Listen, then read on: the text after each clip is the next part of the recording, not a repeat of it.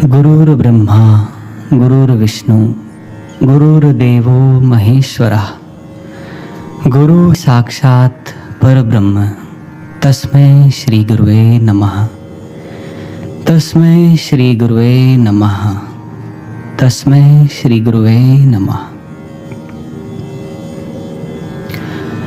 बोलिए सर्वश्री आशुतोष महाराज जी की, उमापति महादेव की, कृष्ण बलदेव की जय श्री राम। जय श्री राम। जय श्री राम। जय श्री राम। जय जय श्री राम। जय जय श्री राम। उपस्थित भगवत प्रेमियों, हम सभी बहुत सौभाग्यशाली हैं कि हमें समय समय पर महाराज श्री द्वारा प्रेरित सत्संग, विचार एवं भजन श्रवण करने का सुअवसर प्राप्त हो रहा है।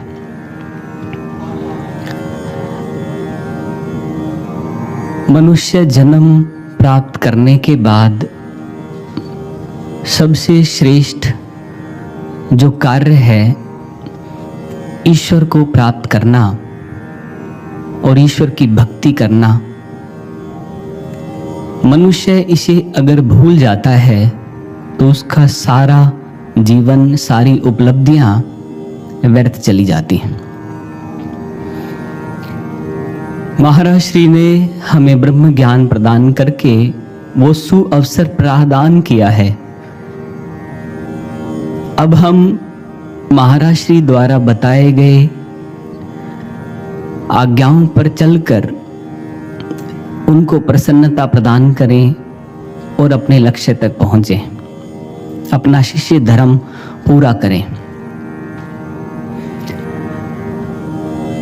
जब जब इस संसार में पाप और अत्याचार बढ़ता है तो वो शक्ति मनुष्य का ही रूप धारण करके इस संसार में आती हैं,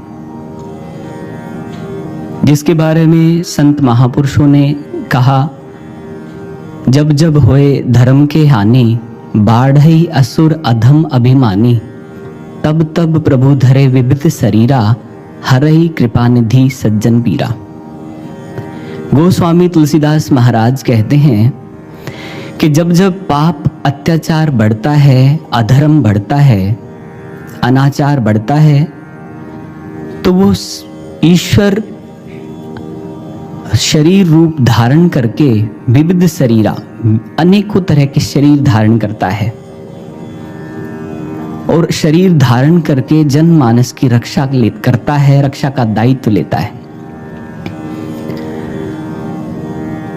भगवान राम इसी के निमित्त अवतार लिया भगवान ने।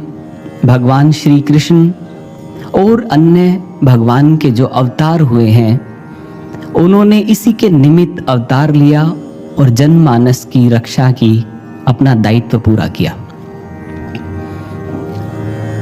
पर वह शक्ति जब इस संसार में आती है तो उसके कार्य करने की प्रणाली को सभी लोग नहीं समझ पाते, क्योंकि वो इस तरह से कार्य करते हैं कि जनमानस का भला हो, जीव का कल्याण हो, सब तरफ सुख और शांति हो, और उसमें किस तरह से व्यवस्थाएं बनानी है इस विश्व की, इस समाज की, वो ईश्वर निर्धारित करता है। उसकी प्रणाली में जब हम सांसारिक बुद्धि या अपनी सामान्य सोच लगाते हैं तो हम भ्रमित हो जाते हैं। राम तो नित्य कृपा करते हैं, प्रभु तो नित्य कृपा करते हैं, पर उसको समझने के लिए श्रद्धा, विश्वास और समर्पण की आवश्यकता होती है। जिस भी मनुष्य में इनका अभाव होता है वो राम द्वारा किए गए कार्यों में ही प्रश्न चिन्ह उठा देते हैं, संशालु हो जाते हैं, दुविधा में पड़ जाते हैं। वो राम जब इस संसार में आते हैं तो जब गुरु का रूप लेकर आते हैं, गुरु जब कार्य करते हैं तो एक सामान्य मनुष्य उन कार्यों को समझ नहीं पाता, क्योंकि उसका स्तर मानसिक है, मन के स्तर पर वो सोच रहा है, और गुरु आत्मिक स्तर पर उसका भला चाहता है।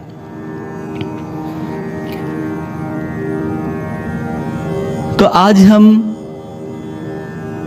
भक्ति रचना के माध्यम से ये श्रवण करेंगे कि वो राम जब जब गुरु के रूप में अवतार लेते हैं तो वो हमारे जीवन में कैसे भला करते हैं हमारा, पर उस भले में हम अपना कल्याण ना चाहकर प्रश्न उठा लेते हैं, संशालु हो जाते हैं, और उससे जो ईश्वर की कृपा होती है उसे हम खो देते हैं। आइए संत समाज से हम आग्रह करना चाहेंगे एक भक्ति रचना का, वो हम सबके समक्ष उस भक्ति रचना का गान करें, महाराज श्री के चरणों में वो भक्ति रचना अर्पित करें। आइए श्रवण करते हैं। कोई समझे भक्त सुजान राम नित कृपा करते हैं, कोई समझे कोई समझे कोई समझे भक्त सुजान राम नित कृपा करते हैं, राम नित कृपा करते हैं। कभी कोमल हाथ प्रभु का, कभी बोझिल हाथ प्रभु का, कभी कोमल हाथ प्रभु का, कभी बोझिल हाथ प्रभु का, सब भांति करे कल्याण, सब भांति करे कल्याण, पग पग रक्षा करते हैं, राम नित कृपा करते हैं। इस भक्ति रचना में कोई समझे भक्त सुजान भगवान की खोज में निकला होगा और भगवान को प्राप्त किया होगा, वो समझेगा कि राम नित कृपा करते हैं।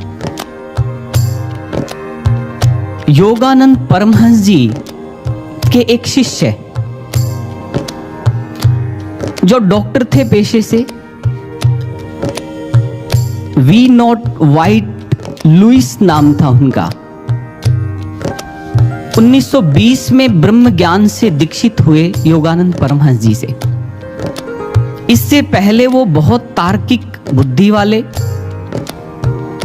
हर बात में प्रश्न करने वाले होते थे, और वो कहते हैं कि अमेरिका ने मुझे बहुत पद प्रतिष्ठा सम्मान गौरव दिया, मैं अमेरिका का धन्यवाद करता हूं, पर अमेरिका मुझे वो नहीं दे पाया जो मेरे जीवन का उद्देश्य था, ईश्वर की भक्ति, ईश्वर का साक्षात्कार, और वो मुझे प्राप्त हुआ भारत से, और भारत में मेरे गुरु बने योगानंद परमहंस।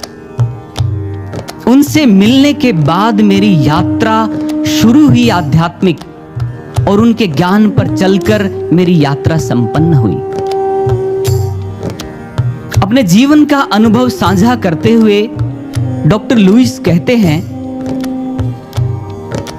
जब मैं योगानंद परमहंस जी से ब्रह्म ज्ञान की दीक्षा प्राप्त कर रहा था तो मेरे अंतर जगत में अथाह प्रकाश का पुंज प्रकट हो गया, और उसने मेरे सारे संशय, मेरी बाधाओं को, मेरी बुद्धि को, मेरे प्रश्नों को संतुष्ट कर दिया, समाधान कर दिया, दूर कर दिया। उस दिन के बाद मैं सतत उनके बताए मार्ग पर चलने लगा, साधना करने लगा। थोड़ा समय बीता थोड़े समय के बाद डॉक्टर लुईस बताते हैं कि मैं अपने पिता के पास गया। पिता के पास जाने के बाद डसबरी एक जगह है अमेरिका में, पायमाउथ खाड़ी है वहां पर। तो उनके मन में विचार आया कि मैं अपने पिता और अपने भाई के साथ क्यों ना थोड़ा सा नौका विहार करने चला जाऊं। तो उन्होंने एक छोटी सी नाव ली और उसमें वो उस खाड़ी में नौका विहार के लिए चल दिए। जैसे ही वो थोड़ी दूर गए, यात्रा तय की, अचानक तूफान आ गया। अब सभी लोग घबरा गए। अरे अभी तक तो धूप थी, मौसम बिल्कुल साफ था, अचानक ये बादल, काली घटाएं और तूफान। संकेत सभी प्रलय के थे। भयभीत हो गए तीनों लोग। अब कहते हैं ना, जब सुख होता है तो भगवान को भूल जाते हैं, गुरु को भूल जाता है व्यक्ति। जब दुख आता है तो भगवान की याद आती है, गुरु की याद आती है। तो उन्होंने देखा यहां कोई नहीं मेरी रक्षा करने वाला, मृत्यु सामने है। प्रार्थना निकली गुरु के चरणों में, हे गुरुदेव रक्षा करें। अब गुरुदेव बहुत दूर उनसे, शरीर से, पर शक्ति रूप में उनके समक्ष। उन्हीं लहरों ने जब विकराल रूप ले लिया कि बचने की संभावना बिल्कुल खत्म है, अब उन्हीं लहरों के बीच में एक प्रकाश का पुंज प्रकट हो जाता है और उसका आकार नेत्र के जैसा था, तीसरा नेत्र जैसा होता है। जैसे ही वो प्रकाश पुंज प्रकट हुआ, वो लहरें शांत हो गई और उन्हें तसल्ली मिली, उन्हें शांति मिली, उन्हें खुशी मिली कि अब हमारी रक्षा हो जाएगी। और थोड़ी देर के बाद उनकी नाव किनारे पर लग गई। अब उनकी सूचना पहुंची थी सारे नगर के लोगों के पास कि ऐसे ऐसे तूफान आ गया और आंधी और घटाएं छा गई हैं और नाव लेकर 3 नाविक गए हुए हैं अंदर। उनका बचना तो असंभव है। वो सभी प्रतीक्षा कर रहे थे कि अभी उनकी लाशें बहकर आएंगी यहां पर जिसका गुरु सहाय है, उसका बाल भी बांका कौन कर सकता है। नाव सकुशल किनारे पर लगी और वो तीनों लोग नाव से उतरते हैं। नगर के लोग उन्हें बड़े प्रेम से ले जाते हैं। सभी आश्चर्यचकित हैं कि इतनी बड़ी लहरों में आपकी रक्षा कैसे हुई। उन्होंने सबको बताया। उनको घर पहुंचते पहुंचते डॉक्टर लुईस बताते हैं, मुझे रात्रि के 9 या 10 बज गए। जैसे ही मैं अपने घर में पहुंचा, फोन की बेल बजी। मैंने झट से फोन उठाया तो वहां से आवाज आई, डॉक्टर आज तुम भीगते भीगते बचे, है ना? और मैं उस आवाज को झट से पहचान गया। वो मेरे गुरुदेव योगानंद परमहंस थे। और मैंने उन्हें धन्यवाद किया कि गुरुदेव आज आपने हमारे जीवन की रक्षा की। आशीर्वाद देते हुए फोन काट दिया गया। इस घटना के कुछ समय बाद डॉक्टर लुईस आश्रम जाते हैं। योगानंद परमहंस जी कहीं व्यस्त थे किसी कार्य में, तो वो वहां पर जो सिस्टर थे उनसे बात करने लगे डॉक्टर लुईस। तो वो अपना अनुभव साझा करते हुए डॉक्टर लुईस उन सिस्टर को बताते हैं, ये घटना ऐसे ऐसे हुआ मेरे साथ।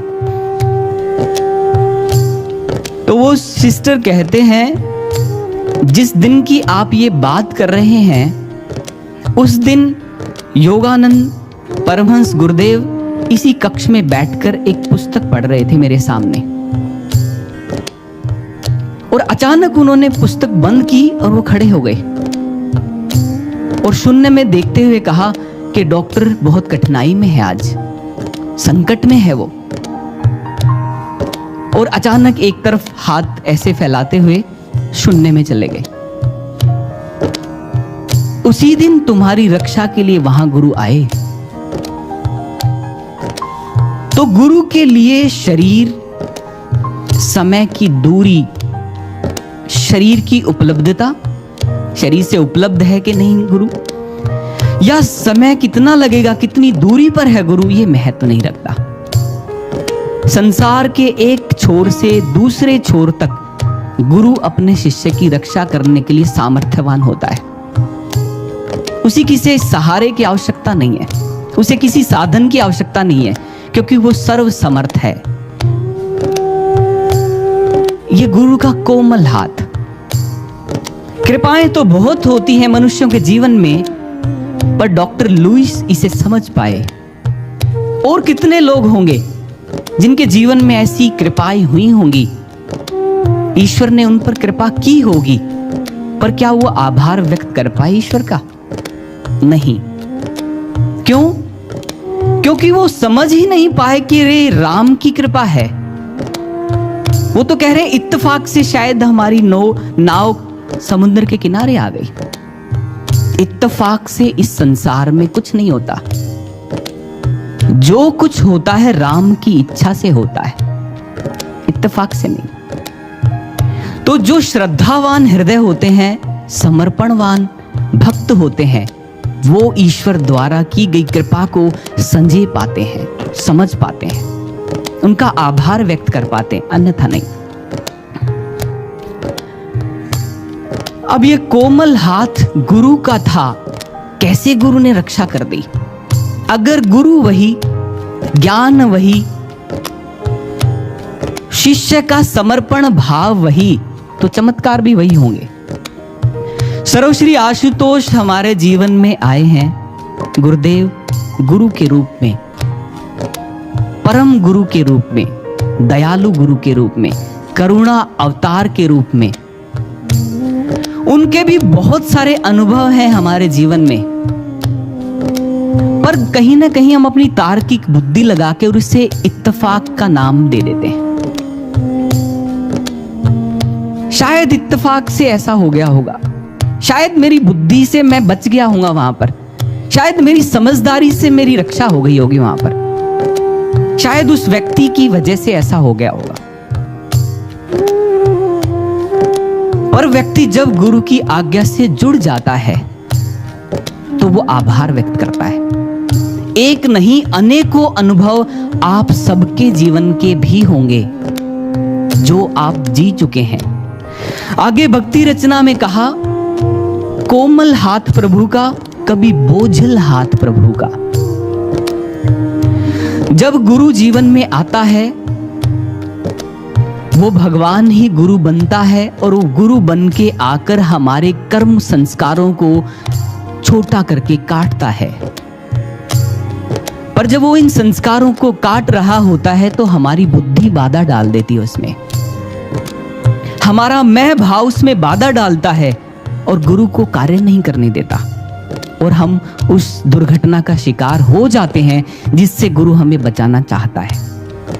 हमें लगता है हमारे साथ ऐसा क्यों हो गया, हम तो इतने समय से इस मार्ग पे चल रहे हैं, हमारे साथ ऐसा क्यों हुआ। हम उलाहना देने लग जाते हैं गुरु को। हम कई दिनों तक आश्रम में नहीं आते, हम ध्यान साधना छोड़ देते हैं। क्यों? समर्पण भाव की कमी, श्रद्धा भाव की कमी, गुरु के प्रति विश्वास की कमी, ना शुक्रानापन आ जाता है बुद्धि आने की वजह से। तर्क बुद्धि, विवेक बुद्धि आए तो गुरु के प्रति समर्पण भाव जागे, पर तर्क बुद्धि आकर हम गुरु का शुक्राना नहीं कर पाते, उसकी कृतज्ञता प्रकट नहीं कर पाते उनकी कृपाओं के प्रति। इतिहास की एक घटना और फिर आकलन करेंगे वर्तमान की एक घटना से अपने जीवन का। महाअवतारी बाबा के समय की घटना। योगानंद परमहंस जी अपनी पुस्तक योगी कथा अमृत में लिखते हैं कि केवलानंद जी एक बार बता रहे थे, उनके आंखों के सामने क्या गुरु का लीला, गुरु की कृपा को। केवलानंद जी कहते हैं, हम सब बैठे थे, रात्रि का समय था, होमा अग्नि जल रही थी, बाबा अवतारी भी बैठे थे, सभी शिष्य चारों तरफ बैठे हैं अग्नि के। अचानक बाबा अवतारी जी ने एक जलती हुई लकड़ी निकाली अग्नि से और पास में बैठे अपने शिष्य के कंधे पर हल्का सा प्रहार किया उसका। पास में ही बैठे लाहड़ी महाशय जी ने कहा, गुरुदेव क्षमा करना, ये तो क्रूरता है। बाबा अवतारी कहते हैं, क्रूरता? क्या तुझे अच्छा तब लगेगा जब ये जलकर भस्म हो जाएगा? बोले, गुरुदेव मैं समझा नहीं। कहते, आज के दिन इसके प्रारब्ध का कर्म का फल इसके शरीर को जलाकर राख करने वाला था। गुरु के हल्के से इस अग्नि के ताप से वो कर्म संस्कार नष्ट हो गया है। सभी ने आभार व्यक्त किया, कृतज्ञता व्यक्त की, हे प्रभु, हे गुरुदेव, हे महाअवतारी बाबा, हमें क्षमा कर देना, हमारी समझ ऐसी नहीं थी। तो गुरु के हल्के से प्रहार से जन्म बचा लिया मृत्यु की ग्रास में जाने से। पर उस समय लग रहा था आसपास के साधकों को, जो साथ में ही रहते हैं, कितनी उच्च अवस्था वाले साधक भी। गोस्वामी तुलसीदास महाराज कहते हैं ना, जब भगवान संसार में आता है शरीर लेकर, तो मुनियों की मति भी भ्रमित हो जाती है उसके कर्मों को देखकर। मुनि भी भ्रमित हो जाते हैं कि ये क्या हुआ। लाहड़ी महाशय जैसी अवस्था वाले शिष्य भी कह रहे हैं, गुरु ये तो क्रूरता है। और उन्होंने गुरु के सामने व्यक्त किया इस बात को, इसलिए वो अपनी श्रद्धा को बचाए रख पाए। एक तो उन जैसी अवस्था नहीं, दूसरा गुरु के समक्ष कभी नहीं पूछते कि गुरुदेव क्षमा करना, ये आपकी क्रिया कार्यशैली हमारी समझ से परे थी, आप हमें बताने की कृपा करें, तो समझ पाते हैं। अगर दूर है गुरु, तो अंतर जगत में जाकर गुरुदेव से, गुरुदेव क्षमा करना, मैं इसे समझ नहीं पाया, आप मुझे बताएं, मेरा निवारण करें। गुरुदेव अंतर में प्रकट होकर बताएंगे।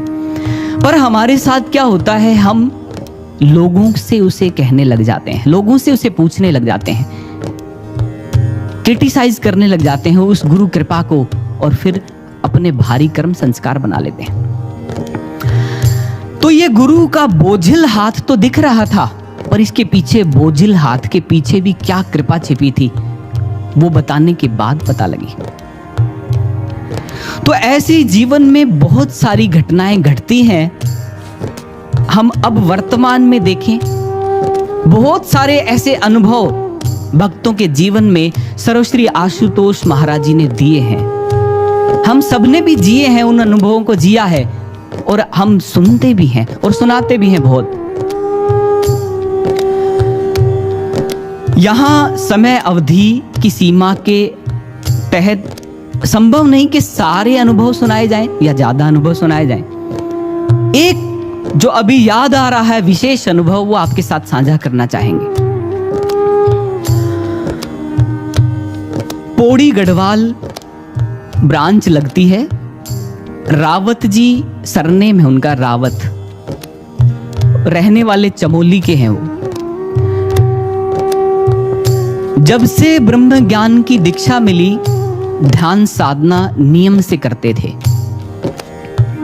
हमेशा सुमरन से जुड़े रहने का प्रयास करते थे, किसी से अनावश्यक बात नहीं, किसी से अनुचित व्यवहार नहीं, मन वचन और कर्मों से सदके चल रहे थे।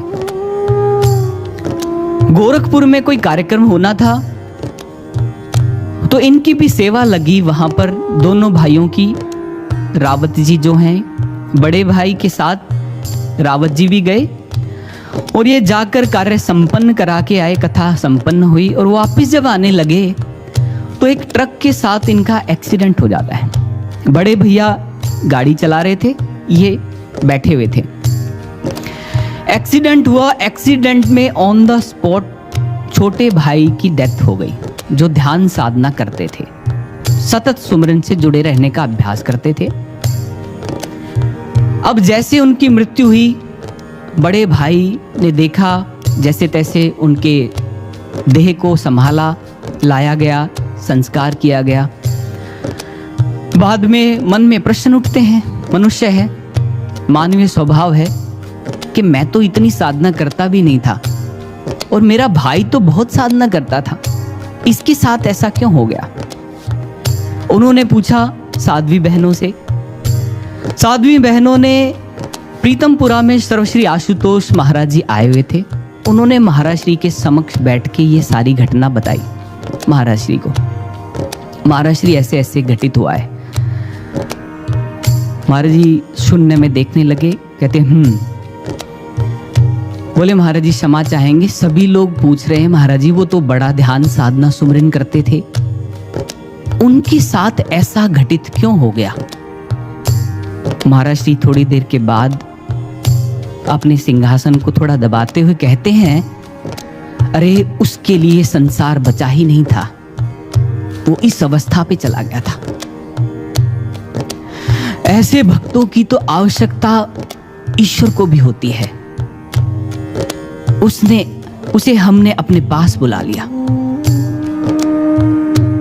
गुरु की ये वचन जब उस साधक ने सुने तो उसे कोई स्थान नहीं मिला कि मैं कहां चला जाऊं, कि गुरु ने इतनी कृपा की। शुक्राना करना दूर, उसका धन्यवाद करना दूर, मैंने प्रश्न ही पूछ लिया और उसने ये फिर बात बताई, महाराज श्री का वचन कहा कि देखो महाराज जी ने ये वचन कहे हैं, धैर्य रखना, अपना श्रद्धा बनाए रखना। और वो तो उच्च अवस्था को पार कर गए और महाराज जी के धाम में प्रवेश कर गए, गुरु के धाम में, ईश्वर के धाम में प्रवेश कर गए। हम तो अभी यही हैं संसार में। हम अपने जीवन को देखें, अपने जीवन को संवारें, संभालें। तो गुरु का बाहर से देखने में तो बोझिल हाथ लग रहा था कि कैसे हो गया ये, पर इसमें भी गुरु कृपा कि गुरु ने उसे अपना धाम ही दे दिया। आओ, तो गुरु का बोझिल हाथ तो सामान्य मनुष्य को दिखता है, वास्तव में वो जो करते हैं वो तो कृपा ही करते हैं। इसलिए संत समाज ने कहा, राम नित कृपा करते हैं, पग पग रक्षा करते हैं और नित कृपा करते हैं। वो कोई एक बाउंडेड नहीं है, ये टाइम बाउंडेड के समय, परिस्थिति या काल, हर समय कृपा हो रही। महाराज जी कहते हैं कृपा तो हर समय हो रही है। जो प्राप्त करने वाले हैं वो उसे प्राप्त कर लेते हैं। बारिश तो हमेशा होती है, अगर जो उल्टा घड़ा पड़ा है बारिश क्या करे, उसको कैसे भरे। सूर्य देव तो आकर सबको उजाला देना चाहते हैं, पर अपने कोई द्वार और खिड़की ही ना खोले तो सूर्य भगवान क्या करें। तो गुरु तो कृपा हमेशा करता है, नित्य करता है, पल पल करता है। पर एक ना शुक्राना व्यक्ति, एक कृतज्ञता ना व्यक्त करने वाला व्यक्ति अगर उसे धारण करे ही ना, तो उसमें गुरु का क्या दोष। वो गुरु पर आक्षेप लगाकर, प्रश्न चिन्ह लगाकर अपने भारी संस्कार और बना लेता है। तो ऐसा हम ना करें। ये सुंदर भक्ति रचना संत महापुरुषों द्वारा हम श्रवण कर रहे थे। आइए आगे संत समाज हमें क्या समझा रहे हैं, श्रवण करते हैं। पूतना लोक बालग्नि राक्षसी रुधिराशना जिघांसयापि हरये स्तनं दत्त्वाप सद्गतिम्।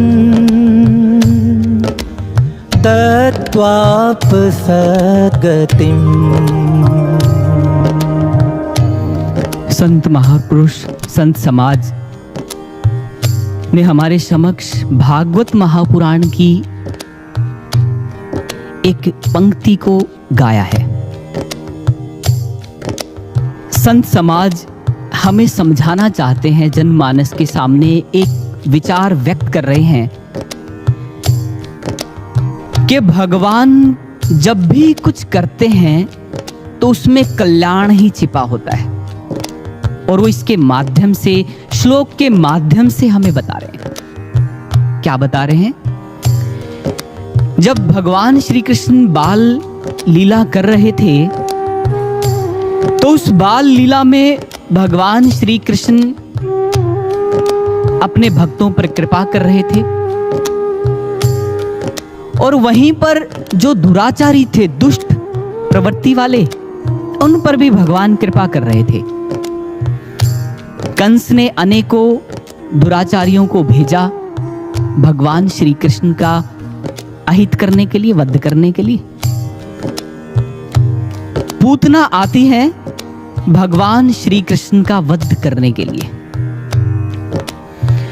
अब जैसी पूतना आती है तो उससे पहले पूतना ने जितने बालकों को, जितने मानवों को मृत्यु का ग्रास बनाया था, तो वो उनको प्रताड़ित करती थी, उन्हें अनेकों तरह के दुख यातनाएं देती थी।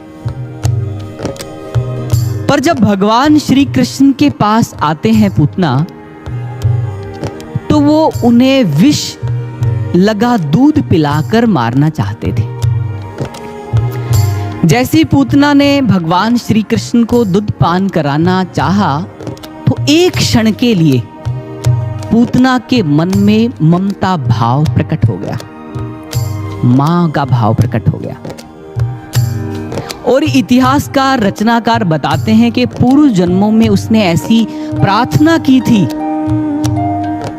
कि मैं भगवान को दूध पान कराऊं, भगवान को अपनी गोद में रखूं, और वो पूरी हुई इसकी। वो एक क्षण का भाव, मातृभाव, ममतत्व भाव आया उसके अंदर, और भगवान श्री कृष्ण ने उन्हें अपनी माता यशोदा जैसी गति प्रदान की, अपनी मां जैसी गति। आप सोच सकते हैं, बाहर से हमने बहुत बार ये दृष्टांत सुना और देखा होगा कि भगवान श्री कृष्ण ने वध कर दिया पूतना का। राक्षसी थी और अच्छा ही किया, उसका वध किया।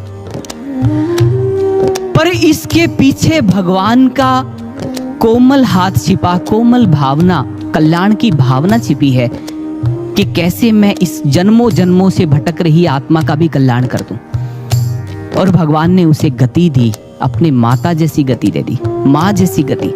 ये भगवान की दयालुता और करुणा होती है, जो व्यक्ति के भारी कर्मों को, भारी व्यवहार को नहीं देखती, बस वो कल्याण चाहती है, कैसे भी इसका कल्याण हो जाए। तो वही भगवान श्री कृष्ण जब संसार में गुरु बनकर आते हैं, तो क्या उनकी भावना करुणामय नहीं होगी अपने शिष्यों के प्रति?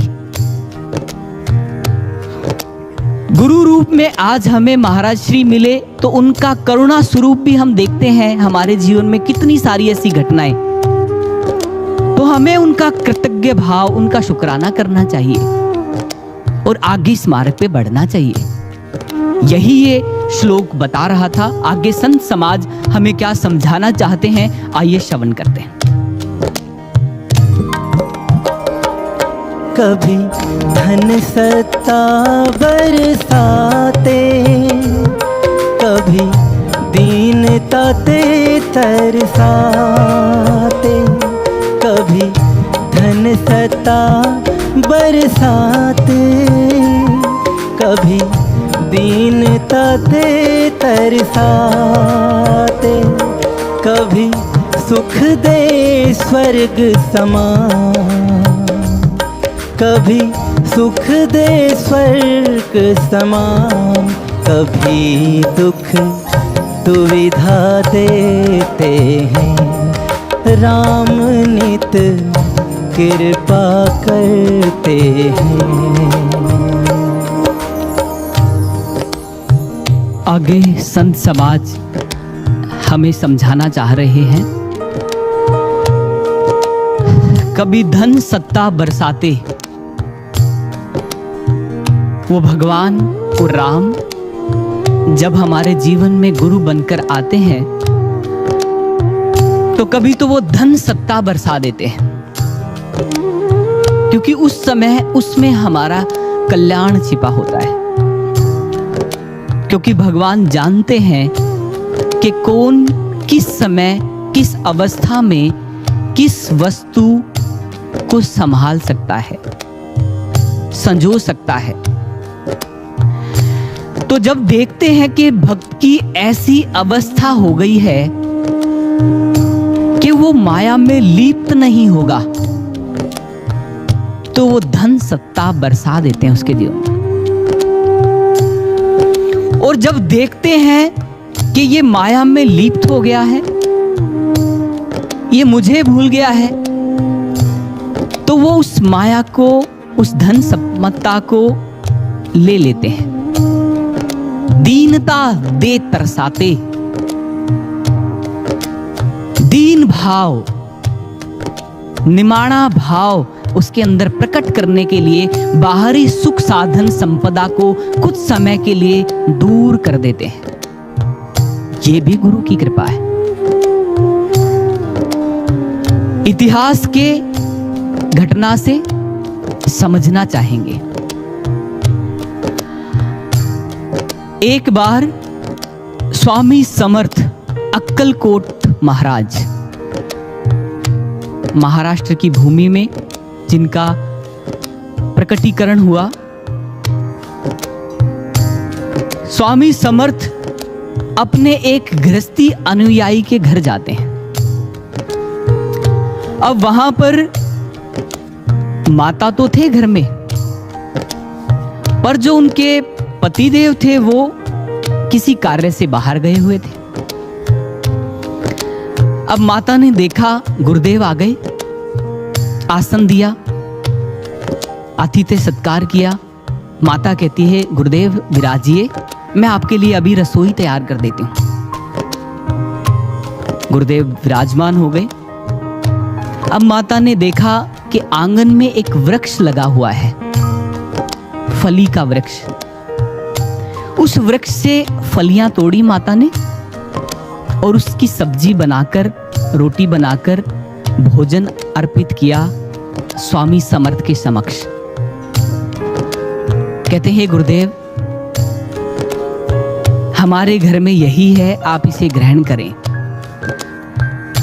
ऐसे श्रद्धा भाव से, समर्पण भाव से जब उन्होंने अर्पित किया स्वामी समर्थ के समक्ष, तो स्वामी समर्थ बड़ी प्रसन्नता से उसे ग्रहण कर रहे हैं।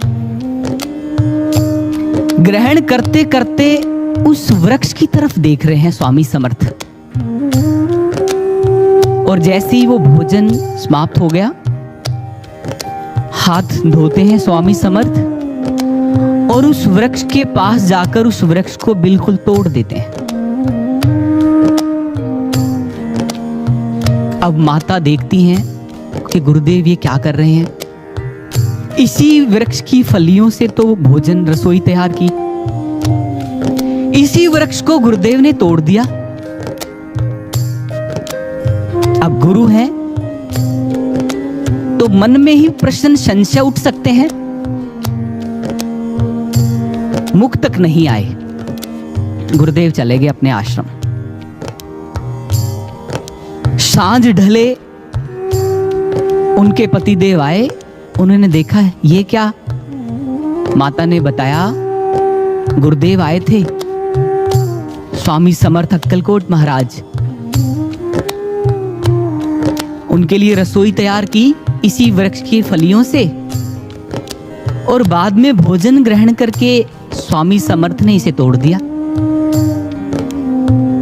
वो कहते हैं अरे ये तो हमारा सौभाग्य है, हमारे घर पर गुरु पधारे, गुरु का आना हुआ और ये वृक्ष, अच्छा किया इसे तोड़ दिया, रास्ते में ही तो था ये। जो पिछले 15 वर्ष से कभी खल नहीं रहा था रास्ते में, आज गुरु ने तोड़ा तो खलने लगा कि अच्छा किया रास्ते में था, तोड़ दिया इसको। कहते लाओ खुदाल, फावड़ा लाओ। बोले अब क्या करेंगे आप? कहते जिस वृक्ष को हमारा गुरु पसंद नहीं करता उसकी जड़ भी क्यों रखे हम? लाओ खुदाल, फावड़ा लाओ। खुदाल और फावड़े से दोनों लोग उस जड़ को भी तोड़ रहे हैं। पड़ोसी देख रहे हैं कैसे लोग हैं ये, कैसे लोग हैं ये। देखो गुरु वृक्ष तोड़ गया, अफसोस करना तो दूर, ये जड़ को भी खोद रहे हैं। मूर्ख लोग हैं। जब हम ऊन झड़ चालते तब कहते मार्ग माही, जब पावे राम पथ ये तो मार्ग नाही। जब हम अनुचित दिशा में चलते हैं तो हमारे ही पास पड़ोसी कहते ये बिल्कुल ठीक जा रहे हैं। जब पायो राम पथ ये तो मार्ग नहीं। जब कोई गुरु की आज्ञा पूरी कर रहा होता है, आसपास के लोग, असंतुष्ट लोग, नाशुक्रान्य करने वाले लोग हमें प्रश्न चिन्ह लगाते हैं। ये क्यों कर रहे हो, क्या कर रहे हो, क्या मिला, क्या मिल जाएगा करने से ये? और हम उनकी बातें सुनकर शर्माकर इस मार्ग से रास्ता बदल लेते हैं। ऐसा नहीं, एक सच्चा साधक ऐसा नहीं करता। उसे संसार की क्या परवाह, उसे तो संसार बनाने वाले गुरु की इच्छा में चलना है। उसकी परवाह होनी चाहिए कि मेरा गुरु प्रसन्न हो रहा है, इस कर्म से तो मैं यही करूंगा। भगवान का भक्त संसार की चिंता नहीं करता। मेरा हंसी करेंगे या मुझे क्रिटिसाइज करेंगे या मेरे को कुछ कहेंगे, मेरा रिश्ता, मेरा वास्ता मेरे गुरु से है, संसार से नहीं है। तो वो भी भक्त ऐसे ही थे, खुदाल से खोद रहे हैं, खोदते खोदते पूरी जड़। बोले बस अब तो जड़ निकल गई आधी सारी, अब नहीं उगेगा ये, मिट्टी डाल देंगे। बोले ना, अच्छी तरह से जड़ से खोदेंगे इसको। खोदते रहे, तरबतर हो गई, रात हो गई। पूरी जड़ जब निकली नीचे से तो नीचे सोने के मटके रखे हैं, अशर्फियों से भरे हुए, सोने के सिक्कों से भरे हुए। कहते ये क्या, अच्छा हुआ हमारे को ये धन मिल गया। कहते नहीं नहीं, ये हमारा नहीं है, ये गुरु का है, क्योंकि गुरु ने तो दिया है। ये सुबह होते ही गुरु को दिया ना, कोई बात नहीं। बोले सुबह कब, अभी चल मेरे साथ। उसे उठाते हैं, सोने के घड़ों को रात को अक्कलकोट महाराज के आश्रम में ले जाके कहते हैं गुरुदेव ये आपका धन। कहते ये तेरा ही है, इसे ले जा तू, इससे अपना जीवन कार्य चला। वापिस भेज दिया। अब बाहर से तो क्या था ये, पर गुरु की कृपा कैसे हुई। धन सत्ता बरसाने का तरीका क्या अपनाया उसने।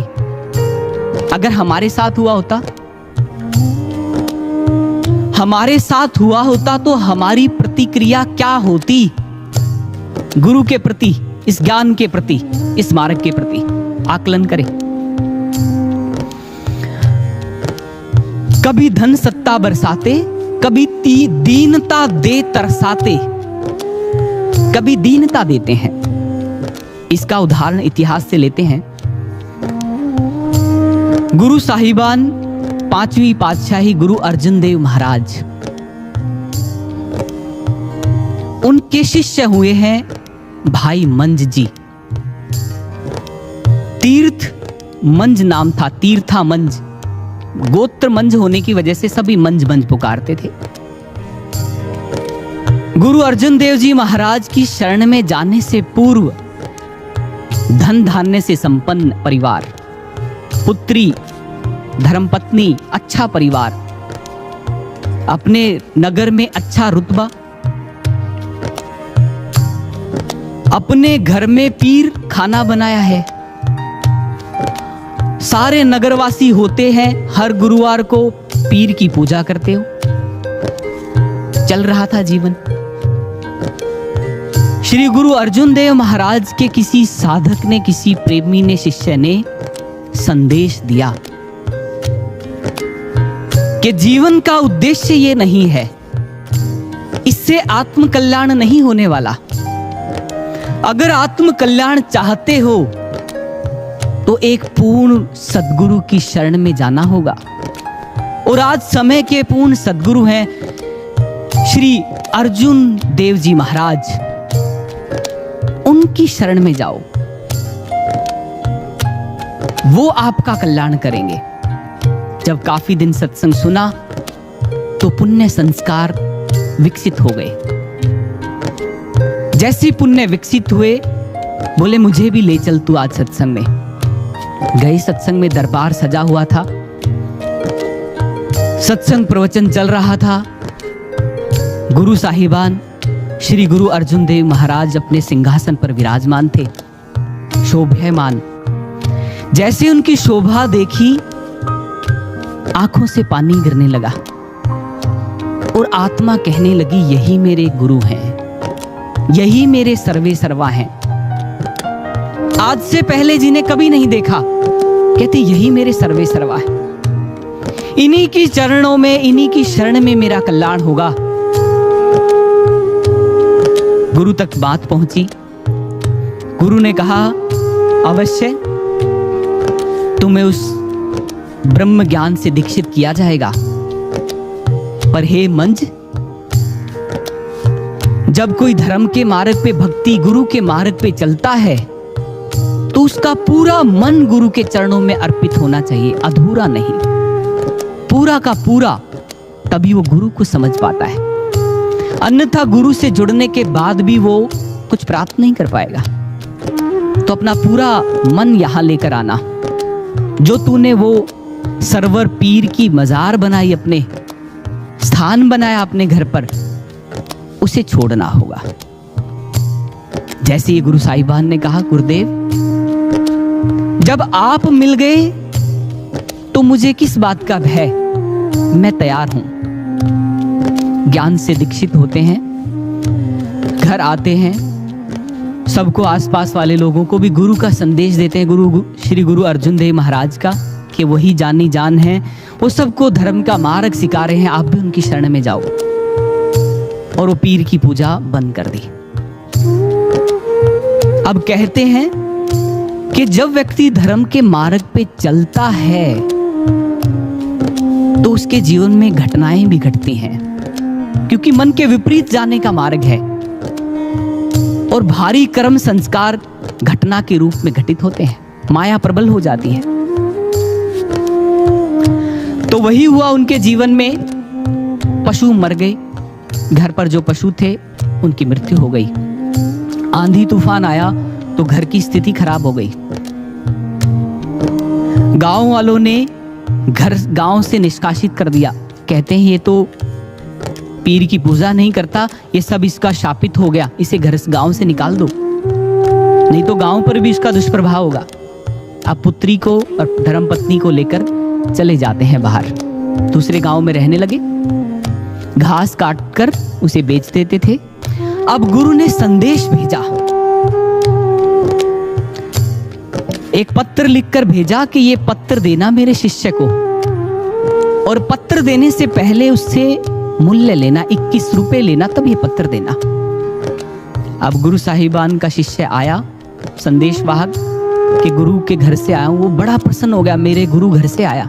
कहते विराजी, आसन दिया गया, बिठाया गया, कि मैं गुरु का संदेश लेकर आया हूं। बोले हाँ हाँ दीजिए। बोले इसके लिए पहले इतना गुरु ने मूल्य कहा है, ये दीजिए। अब घर पर व्यवस्था नहीं थी। अब पत्नी और बेटी भी इतने संग रहते रहते गुरु रंग में रंग चुके थे। वो भी कहते हैं पिताजी आप चिंता ना करें। धर्मपत्नी कहती है आप चिंता ना करें, और बेटी भी कहती चिंता ना करें पिताजी, हम व्यवस्था करेंगे। और गुरु का संदेश तो अवश्य पढ़ना है, गुरु ने क्या लिखकर भेजा हमारे लिए। तो कहते हैं अपनी बेटी का विवाह नगर सेठ के साथ किया, जो नगर में सेठ था उससे विवाह किया। वहां से धन आया, बेटी को वहां विदा किया। धन देकर वो पत्र खोला गया, और फिर वो कहते हैं गुरु कहते हैं इस मार्ग पर सदा चलते रहना, आशीर्वाद। थोड़ा समय फिर बीता, फिर संदेशवाहक आया, फिर वही प्रक्रिया। धर्मपत्नी की तरफ देखते हैं, अब कैसे, मुख से तो वचन नहीं लिखे, आंखों से पानी झरने लगा, क्या करें अब। पत्नी कहती है चिंता ना करें, ऐसा थोड़ी ना है कि संसार में अपने घर पे ही रह के गुरु की इबादत, गुरु की भक्ति की जाती है। दूसरे के घर पे नौकर का कार्य करते हुए भी मन तो भगवान में लगाना है। तन कहीं पर भी हो, सेठ साहूकार के घर पे नौकर का कार्य करना शुरू कर दिया। मूल्य लिया गया, पत्र पढ़ा गया।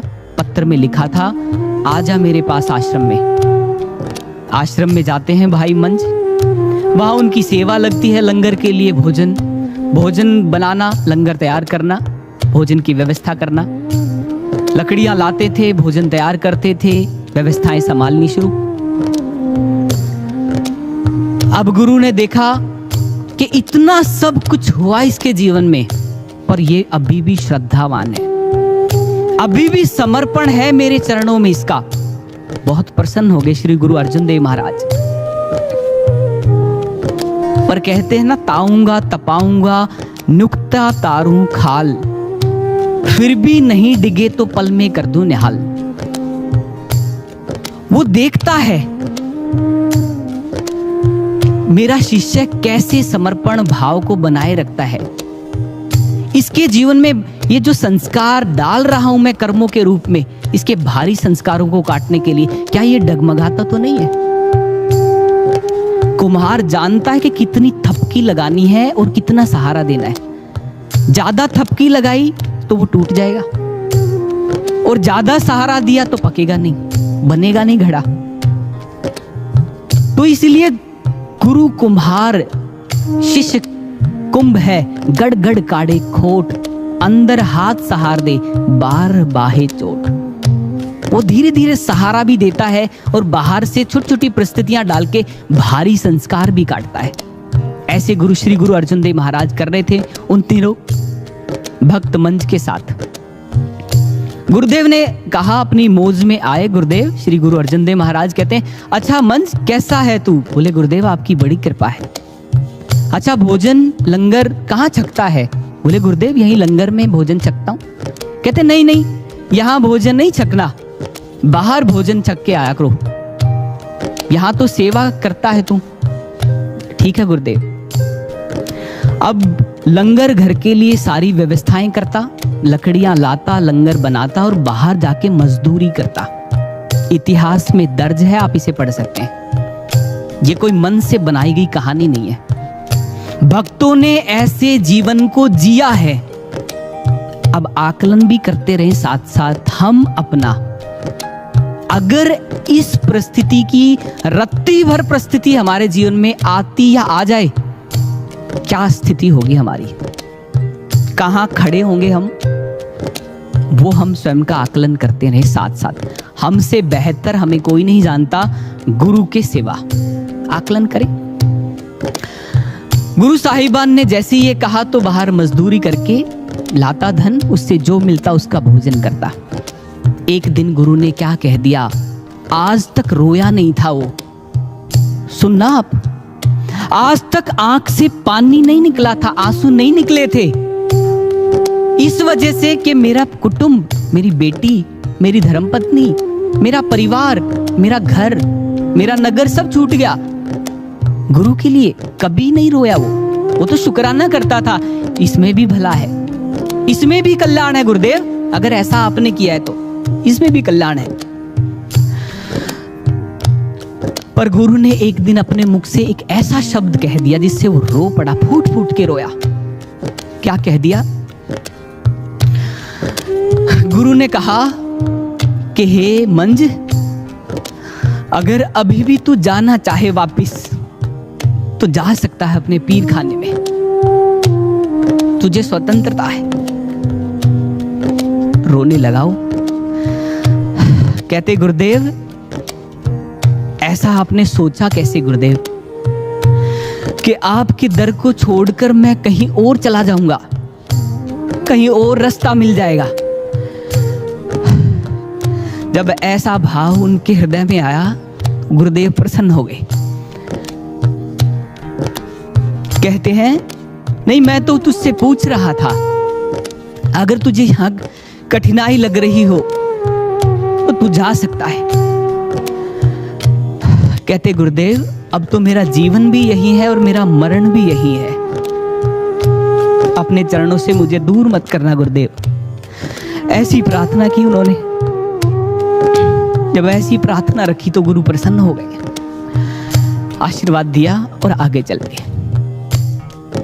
अब वो ये बात सोचे जा रहा है मन में कि मेरे से कहीं कोई गलती हो गई होगी, कोई चूक रह गई होगी मेरे से सेवा में, कोई शायद मेरे से कोई अच्छा करने वाला दिखा होगा गुरु को, इसीलिए गुरु ने मुझे यह कह दिया कि तू चला जाना।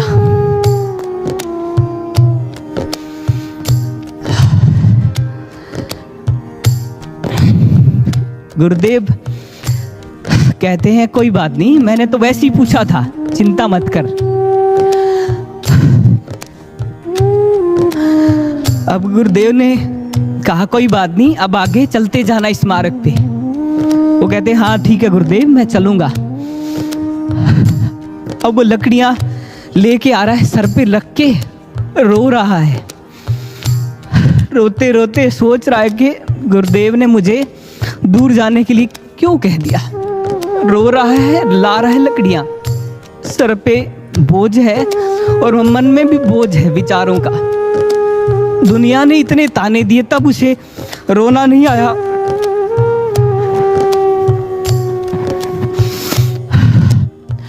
पर जैसे ही गुरु ने कह दिया कि जा, तू शायद वापिस चला जावा, लकड़ियों का भार लेकर और मन बोझिल मन से भी जैसे चलता आ रहा था, ठोकर लगी और कुएं में गिर गया लकड़ियों सहित। जाते ही कुएं में अपनी चिंता नहीं की, लकड़ियों को हाथ से ऊपर ले लिया और दीवार के साथ लगा लिया। कहते हैं ये कहीं गीली ना हो जाए, फिर सांझ का लंगर कैसे बनेगा।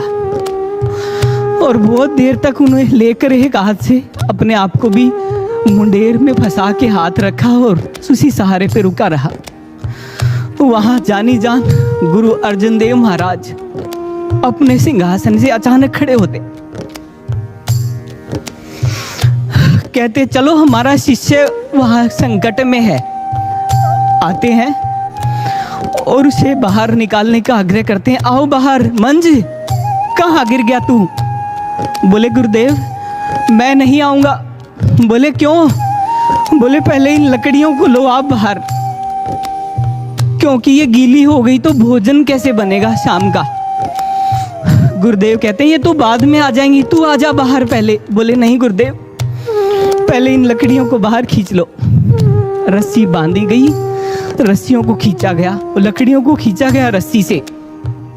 वो ईंटों को हाथ फंसा कर रुका हुआ है, बाद में रस्सा डाला गया, रस्से के सहारे उसे बाहर खींचा गया। खींचने के बाद गुरु के चरणों को पकड़ लिया, गुरुदेव आप मुझे अपने चरणों से दूर मत करना, इस गलती के लिए मुझे क्षमा करना, ठोकर लगी थी इसलिए मैं गिर गया, पर अपने मार्ग से मत गिरने देना गुरुदेव, ऐसी दया करना, ऐसी कृपा करना। बहुत प्रसन्न हुए गुरुदेव, कहते हैं चिंता मत कर, मेरा आशीर्वाद है, तेरा मार्ग सफल होगा, तो अपने मार्ग के लक्ष्य को प्राप्त करेगा। आशीर्वाद दिया श्री गुरु अर्जन देव महाराज ने और भक्ति सफल हो गई। इतिहास की ये घटनाएं हमारे समक्ष इसलिए रखी जाती हैं कि आज हम भी उसी पथ पर हैं। हमारे कर्म हमें इस मार्ग से दूर ना कर दें, इसलिए सुनाया जाता है ये इतिहास की घटनाएं, कि इसे सुनकर समझें अपने जीवन में कि हम कैसे जी रहे हैं और कैसे जीने की आवश्यकता है। तभी हमारा गुरु प्रसन्न होता है, ये मार्ग सदता है। तो संत महापुरुष बता रहे थे, कभी धन सत्ता देते हैं और कभी दीनता देकर निमाणापन भरते हैं। गुरु के प्रति कृतज्ञता भाव भरते हैं हमारे अंदर, क्योंकि जन्मों जन्मों से मन की मैल लगी है, तो वो भाव गुरु के प्रति निर्मल नहीं हो पाता, और जो निर्मल मन है वही गुरु के प्रिय हो पाते हैं। इसलिए गुरु शिष्य के अंदर वो भाव भरने के लिए ये कृपाएं करता है, पर उन कृपाओं को समझना दूर, कृतज्ञता व्यक्त करना दूर, शुक्राना करना दूर।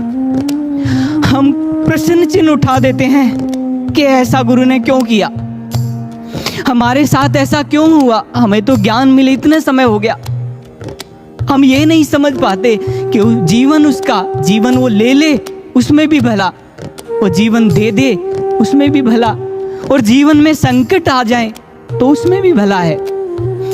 ये ना समझ पाने का कारण वही है बस गुरु आज्ञाओं में ना चल पाना, गुरु आज्ञाओं से विलग हो जाना। तो आशा है हम इस मार्ग पर सदा चलेंगे गुरु की आज्ञा में, और गुरु हमें अपने चरणों से सदा जोड़े रहें, ऐसी उनके चरणों में प्रार्थना करते हुए आइए संत समाज से आग्रह करते हैं, आगे वो हमें क्या समझाना चाहते हैं, आइए श्रवण करते हैं। है रूप अनेक कृपा के, कभी जय कभी हार कराते। हैं रूप अनेक कृपा के, कभी जय कभी हार कराते। प्रभु का निर्दोष विधान, प्रभु का निर्दोष विधान, देखो कब क्या क्या करते हैं। राम नित कृपा करते हैं। कोई समझे, कोई समझे रे, कोई समझे भक्त सुजान, राम नित कृपा करते हैं। राम नित कृपा करते हैं। राम नित कृपा करते हैं। संत समाज हमारे समक्ष इस भक्ति रचना के माध्यम से समझाना चाहते हैं कि उस राम की कृपा अनेक है, कृपा करने के माध्यम भी वो अनेक चुनता है। अनेकों तरह से कृपा करता है गुरु। जब भगवान गुरु रूप में आता है तो वो अनेकों तरह से कृपा करता है अपने शिष्य के जीवन में, पर उसे समझने के लिए वही श्रद्धा और समर्पण की आवश्यकता है। बिना श्रद्धा और समर्पण के हम उसे समझ नहीं पाते। है रूप अनेक कृपा के, कभी जय कभी हार करा दे, वो कभी जय करा दे कभी हार करा दे। तो वो उसकी इच्छा है, वो क्या करेगा, और वो उसकी इच्छा होगी तो हमारा कल्याण होगा। जब भी हमारे जीवन में हमारे मन का कुछ नहीं होता तो समझ लो वो ईश्वर के मन का हो रहा है फिर, और वो हमारे मन से कहीं श्रेष्ठ होगा, हमारी इच्छा से कहीं श्रेष्ठ होगा जो ईश्वर की इच्छा से हो रहा होगा। तो संत महापुरुष हमें बताना चाहते हैं इस भजन के माध्यम से, इस भक्ति रचना के माध्यम से, कि उस ईश्वर की रजा में राजी, तेरी रजा में मेरी रजा, निस दिन मैं तुझको ध्याया करूं, जिस हाल में रखो खुश हूं मैं, गुणगान तुम्हारा गाया करूं। हे प्रभु, किसी भी हाल में रखना, हम खुश हैं। उस सुख का क्या करेंगे जिस सुख में आपकी याद भूल गए हम। सुख के माथे सिल पड़े जो याद हृदय से जाए, बलिहारी व दुख के जो पल पल नाम रटाए। हे प्रभु, आप मुझे दुख देना। कुंती माता से पूछा भगवान श्री कृष्ण ने, माता बुआ हम जा रहे हैं, कुछ और चाहिए तो मांग लो। तो कुंती माता कहती है, हे प्रभु दुख दे दो मुझे। कहते हैं दुख, सारा जीवन दुखी तो रही माता आप, अभी भी दुख मांग रहे हो। कहते प्रभु, जब दुख रहा तब आप हमारे साथ रहे, और जब दुख दूर हो गया तो आप जा रहे हैं। तो हमें तो प्रभु ऐसा दुख ही अच्छा है जिसमें आप रहे हमारे साथ।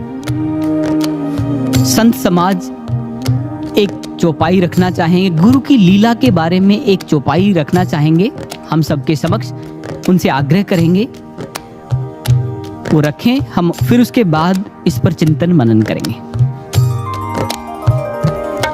मुनि श्राप जो दीना अति भल कीना परम अनुग्रह मैं माना, देखूं भरी लोचन हरि भव मोचन, इह लाभ शंकर जाना।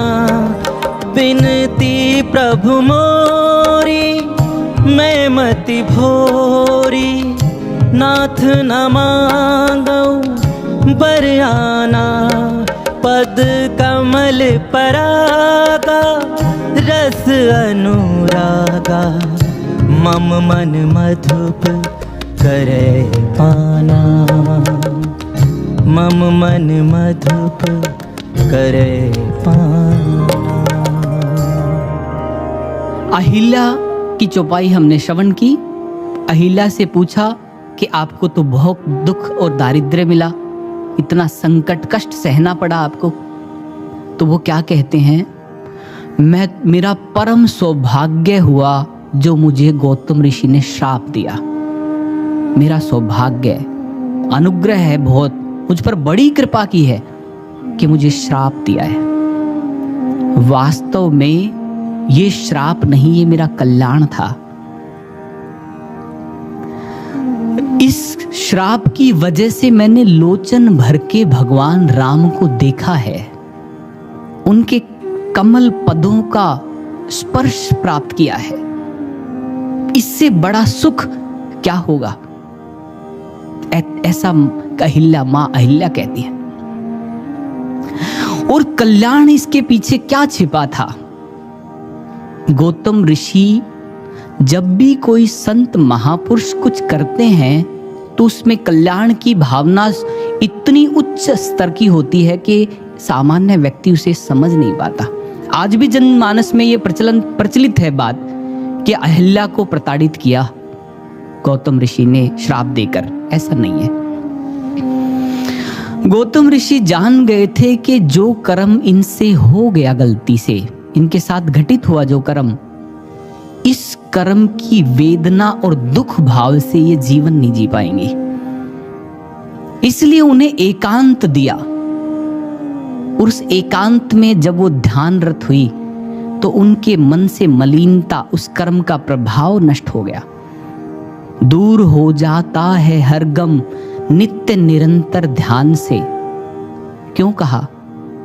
हर दुख दुविधा संकट परेशानी ध्यान से, साधना से दूर हो जाती है। वही किया, वो साधनारत हो गई थी, साधना में चली गई थी वो मां अहिल्या।